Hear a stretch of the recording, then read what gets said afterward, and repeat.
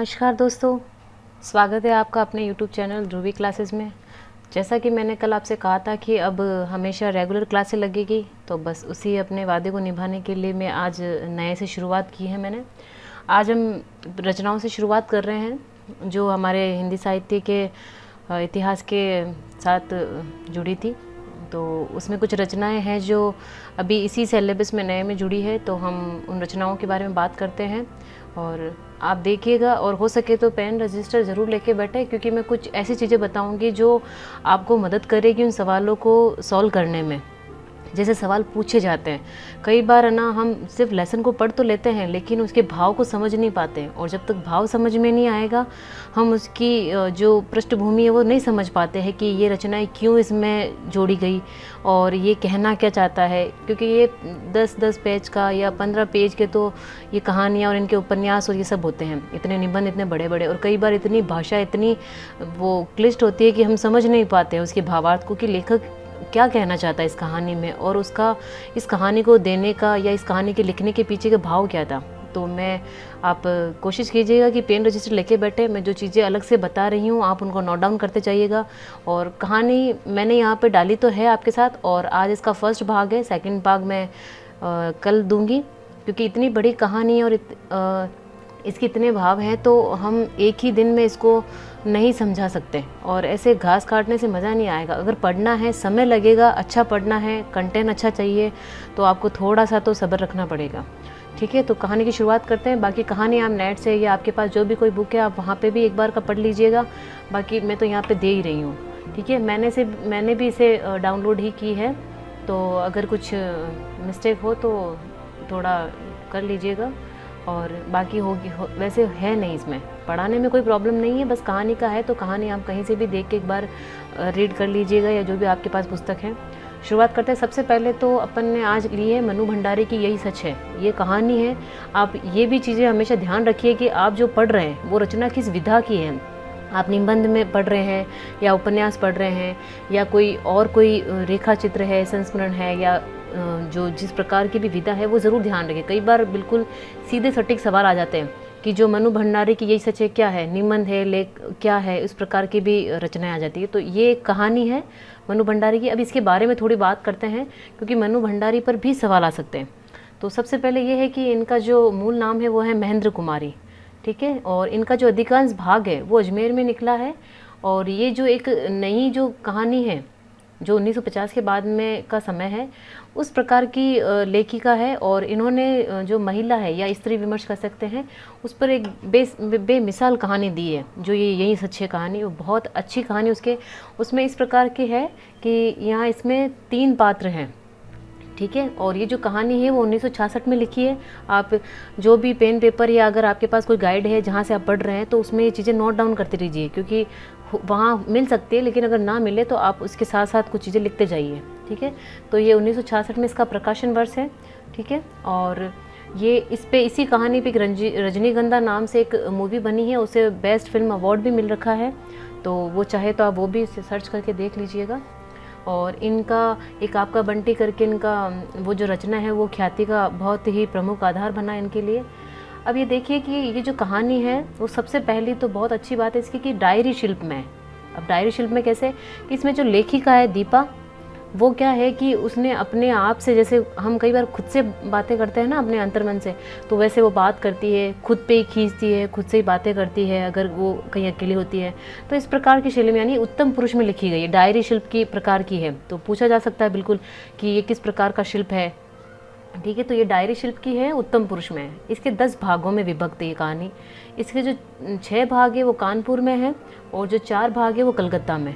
ध्यान रखिएगा। अब देखिए इसमें 3 पात्र हैं मोटे मोटे तौर पे, कि एक तो है दीपा जो इस कहानी की नायिका है। ठीक है, दूसरा है संजय जो इसका प्रेमी कह सकते हैं वो है, और तीसरा पात्र है इसका निशित, वो भी इसका पूर्व प्रेमी था। इस प्रकार के ये 3 लोगों के अंतर्मन की कहानी है कि जूझती हुई नायिका जो इसमें अपनी एक स्त्री विमर्श की जो बेमिसाल कहानी होती है ना, उस प्रकार की है। आधुनिक युवती है दीपा, और वो अपने 4 दीवारी से निकलकर जो अपनी शारीरिक, मानसिक या कोई सामाजिक है उनके मूल्य हैं, कोई रूढ़ियाँ हैं, नैतिकता है, उनको बताते हुए संजय और निशित के बीच में दो पुरुषों के जो प्रेम के जो द्वंद्व होता है, उसके जो मानसिक विचार है, जो भावनाएं वो टकराए हैं, उस प्रकार की कहानी है कि वो कैसे पहले प्रेमी के साथ जाना, फिर वहाँ से निकलना, फिर अपने जो वर्तमान प्रेमी उसके साथ रहना, फिर से पुराने अपने पास से मिलना, इस प्रकार की कहानी की पृष्ठभूमि। मैं आपको पहले मोटे मोटे तौर पे इस कहानी का एक हल्का सा आपको एक दृश्य दिखाना चाहती हूँ, क्योंकि मुझे पता जैसे मैं बोलूँगी वो सारी चीज़ें आपकी आंखों के सामने चलने लग जाएगी। ठीक है, इस प्रकार की है कि इसका सबसे पहला जो भाग है वो कानपुर से शुरू होता है। ठीक है, इसमें इस प्रकार है कि वो छत पे खड़ी होती है, वो संजय का इंतज़ार कर रही होती है। तो वहाँ सामने से स्कूल के बैग लेके कुछ बच्चे निकलते हैं, कुछ झुंड निकल रहा होता है। वो वहाँ घंटे पर अपनी बालकनी में खड़ी रहती है, उसका इंतज़ार करती है। तो संजय बहुत उसको हमेशा से ही इंतज़ार करवाता है। और संजय जो है वो पीएचडी कर रहा होता है। और ठीक है, फिर वो अपने अंतर्मन से बातें करती है, मतलब संजय का इंतज़ार करते करते, कि वो निश्चित वो जो संजय वो क्यों नहीं समझता कि मेरा जो समय है वो कितना अमूल्य है, मुझे कितनी थीसिस पूरी करनी है, मैं उसे कैसे समझाऊं, वो समय पे क्यों नहीं आता। इस प्रकार की जो उसकी व्यथा है वो अपने आप से बातें करती रहती है।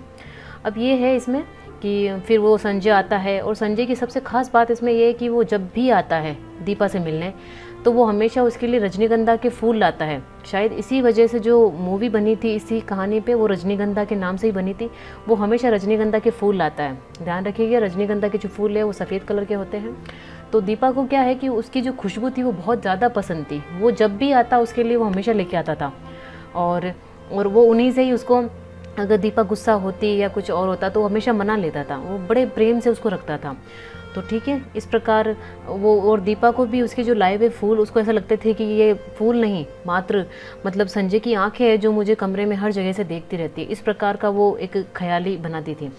फिर से कानपुर में दूसरा भाग शुरू होता है इसका। ठीक है, अब यहाँ पे दीपा को क्या है कि मतलब उसको निशित को लेके इसका जो पास था, पूर्व प्रेमी था, उसके बारे में संजय को मतलब पता था कि वो वहाँ कलकत्ता में रहता है। ठीक है, तो वो जब भी इनके बीच में इसको बात होती थी तो उसको बड़े चिढ़ होती थी दीपा को कि वो संजय उसके बारे में बात क्यों करता है। तो उसको लगता था, वो मन में फिर से बात करती थी कि संजय को मैं कैसे विश्वास दिलाऊं कि जो मेरा प्यार है वो वही प्यार सच है। निशित का प्यार तो जो मात्र वो छलावा था, भ्रम था, झूठ था। वो तो 18 वर्ष की आयु में किया हुआ कोई प्यार होता है क्या, वो तो एक नीरा बचपन होता है। इस प्रकार से वो महज मतलब पागलपन है। वो अपने आप से बातें करती रहती है जब भी संजय उसको निशित को लेके छेड़ता है या जब भी उससे खिलवाड़ करता है। ठीक है, तो दीपा इस प्रकार की अपने आप से बात करती है। और फिर से कानपुर में ही आगे की तीसरा जो हिस्सा है वो कानपुर में होता है। इस प्रकार अब क्या कि कलकत्ता, अब ये कलकत्ता वही जगह है जहाँ निशित और दीपा पहले मिले थे, जहाँ उन्होंने अपना समय बिताया या जहाँ वो मिले थे। और अभी भी जो कलकत्ता में निशित वहीं रहता है आज भी। अब कलकत्ता में ही जो इसको दीपा को है वहाँ इंटरव्यू देने जाना होता है। तो वो इंटरव्यू की बात संजय के सामने रखती है कि मुझे वहाँ जाना है तो तुम चलो मेरे साथ, मैं अकेली हूँ। तो संजय अपनी किसी काम की वजह से उसके साथ नहीं जा पाता है। तो वो कहता है कि नहीं तुम जाओ, मुझे ऑफिस के किसी काम के कारण से मैं नहीं चल पाऊँगा तुम्हारे साथ। अब वहाँ वो चली जाती जैसे तैसे, और वहाँ पे उसकी एक दोस्त होती है ईरा। कहाँ पे होती है? कलकत्ता में उसकी एक दोस्त होती है ईरा, जिसके घर वहाँ उसे ठहरना होता है और वो ही उसे स्टेशन पे लेने आती है, ऐसे करके। अब जो चौथा भाग है वो होता है कलकत्ता में, क्योंकि आप देखो ध्यान रखिए, सबसे पहले वो वहाँ बालकनी में खड़ी होती, वहाँ उसका इंतज़ार कर रही होती है। फिर दूसरा भाग होता है कि वो उनके बीच में टकरार होती है निशित को लेके। टकरार नहीं कह सकते हैं कि उनसे बात होती है उस बारे में कि ऐसा है, वो अपने आप को बातें करती है। तीसरा भाग होता है कि इंटरव्यू के लिए उसको वहाँ जाना होता है। अब चौथा भाग कलकत्ता में, क्योंकि अब वो यहाँ आ चुकी होती है। मैं आपको एक सरसरी नज़रों से सिर्फ एक कहानी सुना रही हूँ। ठीक है, अब चौथा भाग होता है कलकत्ता में, जहाँ निशित है, जहाँ ईरा है और दीपा है वो। ठीक है, ये तीनों वहाँ पे हैं। तो ईरा उसको लेने आती है, वो पीछे से एकदम से आके उसको ऐसे डराती है, तो एकदम से डर जाती है, क्योंकि एक तो भले ही नया शहर नहीं हो लेकिन वो अकेली पहली बार यहाँ पे आई है जब से वो संजय के साथ है। अब दीपा वो वहाँ पे जैसे वो रहती है और उसको एक उसी शाम को कॉफ़ी हाउस जाती है वो ईरा और वो उसको निशित मिल जाता है। अब वो ना चाहते हुए भी उससे मिलवाती है ईरा को कि ये ऐसा है। फिर ईरा का पता लेके वो जो उसकी दोस्त होती है दीपा की, वो निशित उस दिन सुबह आ जाता है। उसको जैसे पता चलता है कि किसी इंटरव्यू के लिए आई है और फला कंपनी में है, तो ऐसे करके वो सारा पता लगा के और ईरा का पता लेके सुबह फिक्स 9 पौने 9 बजे वहाँ उसके घर के बाहर पहुँच जाता है और उस दौरान उसकी पूरी मदद भी करता है कि उसका इंटरव्यू में अच्छे से हो जाए, उसको क्या चाहिए क्या नहीं चाहिए, कैसे करना है। और वो अपनी इवन अपनी मतलब अपनी जैक लगा के उसको जहाँ तक हो सकता है नौकरी दिलवाने की पूरी कोशिश करता है और नौकरी मिल भी जाती है उसे अंत में जाके। तो इस प्रकार वहाँ से उनका मेल मिलाप होता है। अब 5वां हिस्सा था कलकत्ता में। अब दूसरे दिन अब ये यहाँ से शुरू हो रहा है कि दूसरे दिन फिक्स पौने 9 बजे जैसे उसने लिया और वहाँ उसके वो घर पहुँच जाता है। अब शाम को जैसे वो दिन भर का जो भाग दौड़ है इंटरव्यू की वो करते, शाम को धीरे धीरे वो दोनों पैदल ही चलते होते हैं और ईरा वो दीपा और निशित ये दोनों चल रहे होते हैं। अब उसको ऐसा लगता है कि जैसे वो दिन भर की थकान और प्लस पैदल भी चल रहे हैं, तो घर लौटते शाम क्या है निशित के मतलब जो ललाट पे से वो एक दृश्य दिखाते हैं कि निशित के चौड़े ललाट पर पसीने की बूंदें दीपा से देखी नहीं जा रही थी। उसे ऐसा लग रहा था कि मैं अपनी साड़ी से पहुँच दूँ अगर संजय होता तो। इस प्रकार की वो कल्पना बनाती है। ठीक है, अब उसको अब दीपा अभी दूसरे शहर में, संजय इसके पास है नहीं, तो उसको रजनीगंधा के फूलों की आदत हो चुकी होती थी क्योंकि वो हमेशा लाता था। तो उसको वो कमरा बड़ा सूना सूना लग रहा है और वो ऐसा सोच रही पता नहीं संजय वो क्यों नहीं आए, तुम मेरे साथ क्यों नहीं आए, तुम वहाँ क्या कर रहे हो, 3 दिन हो गए, तुमने मुझे अपने बाहों में भरकर प्रेम नहीं किया। इस प्रकार की वो कल्पनाएँ करती रहती है उस कमरे में लेटी लेटी। फिर आगे का और हिस्सा आता कलकत्ता में। अब इंटरव्यू हो चुका होता है उसका और वो नर्वस होती है उस टाइम में, इसलिए वो कहते हैं कि मेरा इंटरव्यू जो है वो बढ़िया नहीं हुआ। वो निशित को आके बताती है कि ऐसा ऐसा हुआ। अब तो निशित उसको बोलता है कि नहीं, तुम्हारा चयन होना लगभग तय हो चुका, क्योंकि वो पहले ही जाके वहाँ पे सारी बात कर चुका होता है। तो दीपा को ये एहसास होता है कि निशित ये सब क्यों कर रहा है, वो तो पास्ट है उसका, अब ऐसा क्यों कर रहा है। तो उसको ऐसा लगता है कि शायद है ना उसका प्रेम मेरे लिए जग गया है या वो मुझे पाने की कोशिश कर रहा है। तो उसकी ऐसी एक धारणा बन जाती है। ठीक है, इस प्रकार की धारणा बनती है तो उसको एहसास होता है कि शायद वो सब मेरी खातिर कर रहा है या कितने लोगों का एहसान लिया है, कि क्योंकि करना पड़ता है, अगर नौकरी चाहिए तो उसको एहसान तो लेने ही पड़ेंगे लोगों के। तो इस प्रकार वो अपने ऑफिस में आके बात भी कर रहा है, मेरे साथ आया, दिन भर मेरे साथ चला और अपने ऑफिस का सारा काम ख़राब किया, दिन भर उसका मतलब तन मन से उसको मतलब उसके साथ रहा। और इस प्रकार फिर वो जैसे ही उसको शाम को घर छोड़ने आता है उस दिन इंटरव्यू के दिन, और वो दूसरे दिन उसके सामने एक प्रस्ताव रखता है कि तुम मतलब मेरे साथ चलोगी क्या पार्टी में। तो वो उसके लिए वो कर लेते हैं कि हाँ चलो ठीक है। उसको भी लगता है कि आज मतलब इतना मेरे लिए भागदौड़ की है तो मैं भी चल लेती हूँ। तो उस दिन क्या है कि वो जो दूसरे दिन की मीटिंग थी उनकी, वो नीली साड़ी पहन के और वो आती है और उसे पता है कि निशित जो है उसको नीला रंग बहुत पसंद है। पहली बार ऐसा हुआ कि वो जब दोनों साथ चल रहे थे तो पहली बार मतलब ऐसे प्रशंसा सूचक शब्द निकले उसके, या मतलब पहली बार बोला ही पहली बार कि जो ये नीला कलर है वो तुम पे बहुत सुंदर लग रहा है, ये साड़ी तुम पे बहुत सुंदर लग रही है। ये बात जो है निशित कहता है दीपा से। देखो ऐसे सेंटेंस भी आते हैं, पूछते हैं कि ये किसने किससे कहा, ठीक है ना। तो ध्यान रखना कि ये साड़ी तुम पर बहुत सुंदर लग रही है, ये बात दीपा को बोली गई, किसने कहा, निशित ने।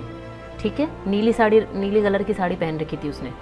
लेकिन फिर वो कंपेयर करने लग गई, क्योंकि होता है ना जब दो चीज़ें होती है, दो लोग होते हैं तो हम कंपेयर करना शुरू कर देते हैं।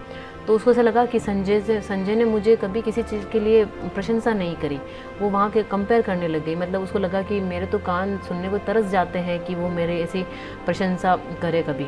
फिर दोनों ही वो एक टैक्सी रुकवाई और एक स्काई रूम करके और वहाँ चले गए। फिर वहाँ पे वो उसका ऐसे दृश्य दिखाते हैं कि जैसे उसकी रेशमी नीली साड़ी का पल्लू है वो निशित के समूचे बदन को स्पर्श कर रहा है, उसकी गोद में फरफरा रहा है, उसके तन मन के रस में भिगो रहा है। इस प्रकार की वो एक कहानी जैसा अपने दृश्य सामने करते हैं। फिर वो वहाँ पहुँचते हैं और वो वहाँ होस्ट ना होता है, फिर भी होस्ट की भूमिका अदा करता है जहाँ पे वो जाते हैं। फिर झील के तट पर थोड़ी देर मतलब बातें नहीं करते, बस जाके बैठ जाते हैं।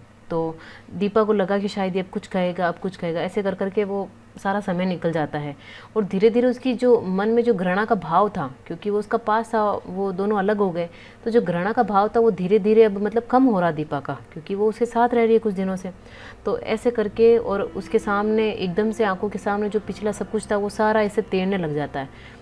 और वो वैसे हालांकि वो पटना में जो उनके साथ समय बिता रहा था, जो निशित और दीपा है उन्होंने कुछ समय पटना में बिताया था, तो वहाँ की जो शाम थी वो सारी उसकी आंखों के सामने से दृश्य आने कि किस प्रकार वो साथ में घूमते थे फिरते थे, वहाँ उन्होंने एक साथ समय बिताया। इस प्रकार लास्ट में वो सोते समय क्या है कि जब वो अपने घर चली गई, ये सारा पार्टी का ये सब कार्यक्रम पूरा हुआ और घर जा रही थी, तो निशित बार बार ना मतलब वो उसके दीपा के सामने इस बार अब संजय नहीं आ रहा है। सबसे बड़ी बात हो गई कि ऐसा लग रहा है कि जैसे जो निशित है वो संजय को हटाकर बार बार उसकी आंखों की जो सामने आके खड़ा हो जाता है।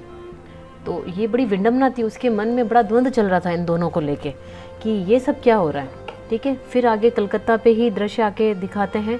सेकेंड डे ये होता है कि वो दीपा को लेक पे लेके जाता है और मतलब वो उसको बोलती है कि मतलब गुस्से में जाती है कि मैं आज उसको निशित को सब बता दूंगी कि संजय मेरी ज़िंदगी में है और हम और संजय अब विवाह करना चाहते हैं और तुम चाहकर भी मतलब अब कुछ नहीं कर सकते, मैं उसके साथ बहुत खुश हूँ।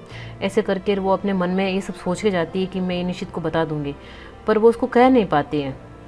तो ऐसे करके वो, और निशित जो बहुत कम बोलता है, वो बड़ा मितभाषी प्रकार का मतलब था, कम बोलता है लेकिन वो उसके लिए काम बहुत अच्छा करता था। फिर और ऐसा लग रहा था कि जैसे वो बोलना चाहती हो ये सब कि ये ऐसा ऐसा है।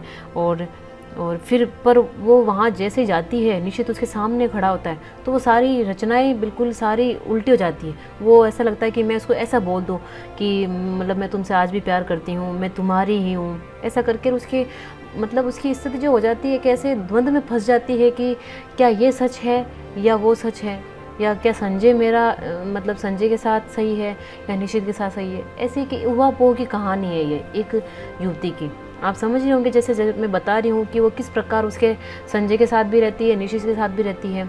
और जब निशित के सामने रहती है तो उसको लगता है कि मैं इसकी हूँ और जो आज निशित है वही सच है। जब संजय के सामने रहती है तो उसको लगता है कि तुम सच हो। तो इस प्रकार इसीलिए इस कहानी में ये बार बार यही सच है करके शब्द इस कहानी का इसीलिए शीर्षक दिया गया है। ठीक है, अब आती है कानपुर की बात। अब जो दीपा है वो इंटरव्यू देके वापस आ जाती है संजय के पास में, लेकिन जो समय उसने अब कलकत्ता में जो दिन बिताए, अब उसको ऐसा लग रहा है कि मतलब निशित है मेरे, तो मतलब वही हो गया सब। अब उसको एकदम से वो मन में से चिल्ला पड़ती है कि मैं अब सब समझ गई हूँ, निशित सब समझ में आ गया है। वो जैसे ही वो क्या करती है, जैसे जब ट्रेन में जब बैठती है तो उसका इंतज़ार करती है कि शायद निशित आए, मुझे कुछ कहे या प्रेम भरे दो शब्द कहे, लेकिन ऐसा वो कुछ नहीं कहता, वो बहुत कम बोलता है। तो उसने क्या करा कि फटाफट वो करके बिल्कुल ट्रेन छूटने ही वाली थी तब तो वो आता है उसके साथ में और ज़्यादा कुछ बोलता नहीं है और इंटरव्यू के बारे में नॉर्मल सी बात करके वो खाली एक हाथ का उसका स्पर्श करता है। तो वो उस चीज़ का दीपा ऐसे मतलब निकालती है कि हाँ हाँ मैं सब समझ गई हूँ निशित, अब समझ गई हूँ, तुम 4 दिनों से कुछ जो नहीं कह पाए वो तुम्हारा क्षणिक का जो स्पर्श है वो सब कह डाला। विश्वास करो यदि तुम मेरे हो तो मैं भी सिर्फ तुम्हारी हूँ, केवल तुम्हारी हूँ, एकमात्र तुम्हारी हूँ। ऐसे करके और वो सब चीज़ें अपने मन में सोचती है। ना तो निशित ने ऐसा कुछ कहा और ना ही कुछ, ये सिर्फ और कल्पनाएं हैं दीपा के अपने मन की, अपने उसके मन का जो अंतर्द्वंद है सिर्फ यही चल रहा है अभी तक। ठीक है, जबकि निश्चित ने ऐसा कुछ नहीं कहा, बस उसने उसका हाथ स्पर्श करके, और जैसे होता है ना कई बार हम किसी को देते हैं कि हाँ ठीक है जा रहा है, तो और उसका पूर्व प्रेमी था तो ये सब चीज़ें नॉर्मल है, तो उसको वो सब चीज़ें अपने मन में ऐसे सोचने लग गई। अब बात आती है कि अभी तक है ना मतलब 2.5 साल हो गए, 2.5 साल हो गए संजय के साथ उसको रहते हुए, लेकिन वो स्वयं प्रेम में थी मतलब उसके साथ में, और उसे लग रहा था कि मैं संजय से प्रेम करती हूँ, लेकिन वो तो उसका भ्रम था, क्योंकि अब निश्चित उसके सामने तो उसको उसे भ्रम लग रहा है संजय का प्रेम, और ऊपर से उसने उसके हाथ का स्पर्श कर लिया तो अब उसको सब खराब लगने लग गया। ये सिर्फ द्वंद्व चल रहा है ना, आप ध्यान दीजिएगा कहानी पे, अभी सब ये अंतर्मन की कहानी चल रही है उसी दीपा की।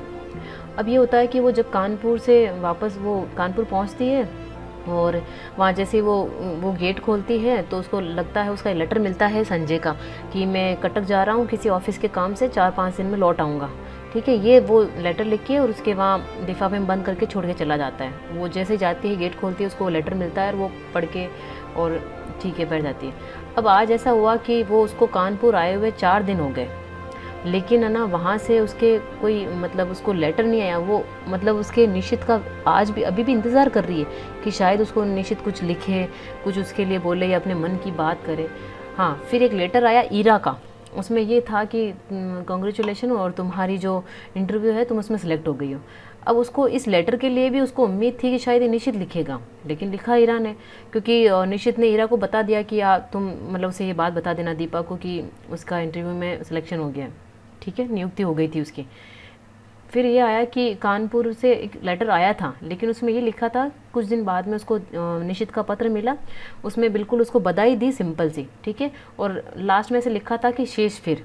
अब वो शेष फिर में भी दीपा बहुत सारी चीज़ें ढूंढ रही है, उसकी आंखों के सामने वो बाकी तो शब्द जो थे लेटर के वो सारे लुप्त हो गए, लेकिन वो जो शेष फिर है वही वही दौड़ रहा है। अब उसमें भी वो अपने ख्याली पुलाव बना रही है कि शायद निशित ये लिखना चाहता था, अब निशित इसमें शेष फिर में क्या लिखना चाह रहा होगा, ऐसे करके, और वो सारी चीज़ें उसके सामने दौड़ती है, ठीक है। अब उसको जैसे ही वो संजय आता है और उसके ये सब कुछ चल रहा होता है, और संजय से अचानक से जैसे कटक से आता है वापस ऑफिस के किसी काम से, वो उसको पीछे से पकड़ के और रजनीगंधा के फूल लाता है, और फिर उसको जैसे ही वो संजय स्पर्श करता है और वो फिर से उसी की होकर रह जाती है। मतलब जब निशित के साथ होती है तो उसको लगता है कि बस निशित ही मेरा सब कुछ है और मैं उसकी हूँ, वो मेरा है, यही सच है, बाकी तो संजय का प्रेम तो भ्रम था। और जब संजय के साथ रहती है तो उसको लगता है कि निशित का प्रेम भ्रम था और यही सच है। अब फिर उसको निशित वो संजय जो है पीछे से आके पकड़ता है, और जैसे उसको स्पर्श महसूस होता है उसको लगता है कि बस ये कहानी का अंत आ रहा है, ठीक है, धीरे धीरे, कि ये स्पर्श, ये सुख, ये क्षण, यही सत्य है। आ गई फिर से बात वही जो उसने पहले कहा था निशित के समय, कि वो सब झूठ था, मिथ्या था, भ्रम था। तो फिर आगे करके ऐसा ये इस प्रकार का अंत होता है कि दोनों आलिंगन होते हैं, और इस प्रकार ये कहानी अपनी समाप्ति की ओर जाती है, ठीक है। ये मैं ना मोटा मोटा तौर पे आपको लगभग कहानी का एक खाका तैयार कर दिया है कि इस प्रकार की कहानी है। ये जो नायिका है हमेशा मतलब द्वंद्व में चलती रहती है, कभी इसको लगता है कि ये सच है, कभी कोई लगता है ये। अब इसमें देखो और चीज़ बताती हूँ, निशित जो है वो एक प्रतिभाशाली चरित्र इसमें बताया है, दृढ़, ठीक है, मितभाषी, समय का पाबंद। जैसा कि आपको पता है कि जब उसने कहा कि ईरा से जब उसने एड्रेस लिया वो फिक्स 8:45 मतलब समय पे पहुंच गया, 9 बजे के आसपास, ठीक है, समय का पाबंद और हर समय सबकी मदद करने वाला, ये उसकी विशेषताएं हैं। अब विशेषता इसलिए बता रही हूँ कि कई बार सवाल ऐसे पूछे जाते हैं कि जिनमें हम कंफ्यूज हो जाते हैं कि ये संजय था या निशित था, ईरा थी। तो अगर आपकी नज़रों में अगर उनका जो कैरेक्टर है वो क्लीन रहेगा तो आप इजीली उनके जवाब दे पाएंगे, ठीक है। तो जो निशित है वो इस प्रकार का था, और कुछ कारण थे, कुछ परिस्थितियाँ, इसलिए उसने दीपा का परित्याग कर दिया। लेकिन कारण क्या था ये ध्यान रखिएगा, इस कहानी में इसका उल्लेख कहीं नहीं हुआ, वो वजह क्या थी वो वजह इसमें उल्लेखित नहीं है, ठीक है। अब आती संजय की बात। संजय जो है वो कहानी का नायक है, क्यों? क्योंकि फल का उपभोक्ता कौन है? मतलब संजय, मतलब दीपा अंत में जाके मिली तो संजय को ही ना, तो इसलिए वो नायक बन गया, क्योंकि जो फल का उपभोक्ता है इसलिए वो नायक बन गया। अब संजय का चरित्र किस प्रकार का? उसकी सबसे पहली विशेषता है हंसमुख स्वभाव। वो दीपा को कितनी भी दीपा गुस्सा होती, कितना भी वो इंतजार करवाता, लेकिन उसको हमेशा उसको मना लेता, और सच्ची उसकी चाहत सही थी, ठीक है। और दीपा की इच्छाओं का ध्यान रखने वाला था, और उसकी पसंद के जो रजनीगंधा है वो फूल लाने वाला था। इस प्रकार करके ये इसका एक मतलब चरित्र है उसका इसमें। दूसरा कि इसमें जो संवाद है वो किस प्रकार के इस कहानी में, कि फ्लैशबैक, वो हमेशा कि आपको जैसे देखा होगा दीपा हमेशा बार बार पीछे जाके सोचती रहती है, तो इसमें फ्लैशबैक शैली का भी कहीं ना कहीं थोड़ा सा उपयोग हुआ है।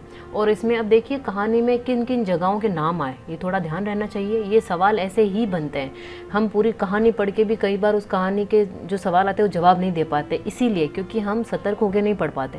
तो मैं कहानी में कुछ आए, जैसे पटना देखो वो जगह है जहाँ पे निशित और दीपा मतलब पास्ट में मिला करते थे, जहाँ पे उनका मिलन हुआ, ठीक है। दूसरा है कटक वो जगह है जहाँ पे संजय ऑफिस के किसी काम से जाता है, जब वो वापस दीपा इंटरव्यू देके आती है, ठीक है। और कानपुर और कलकत्ता तो है ही है, क्योंकि पूरी कहानी ही कानपुर और कलकत्ता के बीच में घूम रही है, ठीक है। ये 10 जो विभक्त है वो इसी कलकत्ता और कानपुर में विभक्त है। अब इसकी भाषा है वो खड़ी बोली है, सामान्य जैसे मैं पढ़ के सुना रही हूँ तो खड़ी बोली भाषा ही है। डायरी शैली है, उत्तम पुरुष है, और इस प्रकार 3 जो पात्र है खास वो इसमें, और स्त्री की जो अपनी कोई प्रेम कथा है वो उसी डायरी शैली में उसने लिखी है, और ठीक है।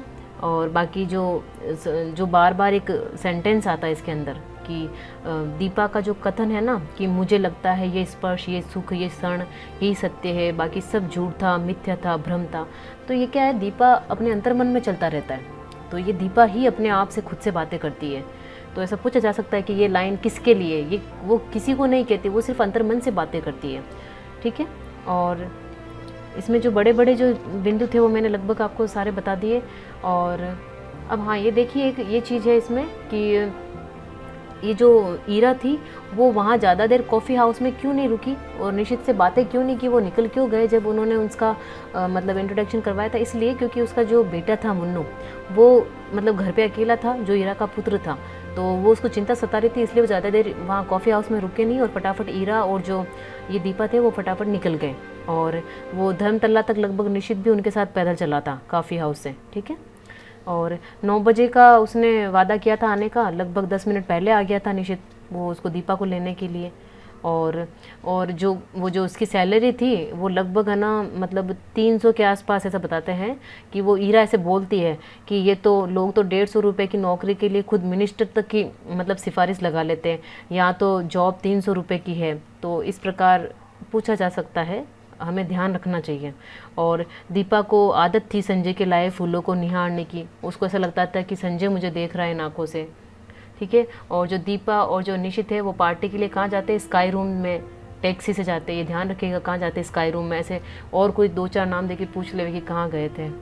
और ये उसने और उसका वो जो निशित के मुंह से ये पहला ही सेंटेंस निकल रहा था कि चलो आज इस खुशी में पार्टी हो जाए, ऐसा करके वो बात करती है, ठीक है। तो इस प्रकार ये कहानी का मोटा मोटा रूप मैंने समझा दिया है। बाकी कुछ और बचेगा, मैं कल और जो खास खास लाइनें हैं किसने किसको कहा या वो बिल्कुल आपके ऐसे सेट करके और मैं अच्छे से लाऊंगी।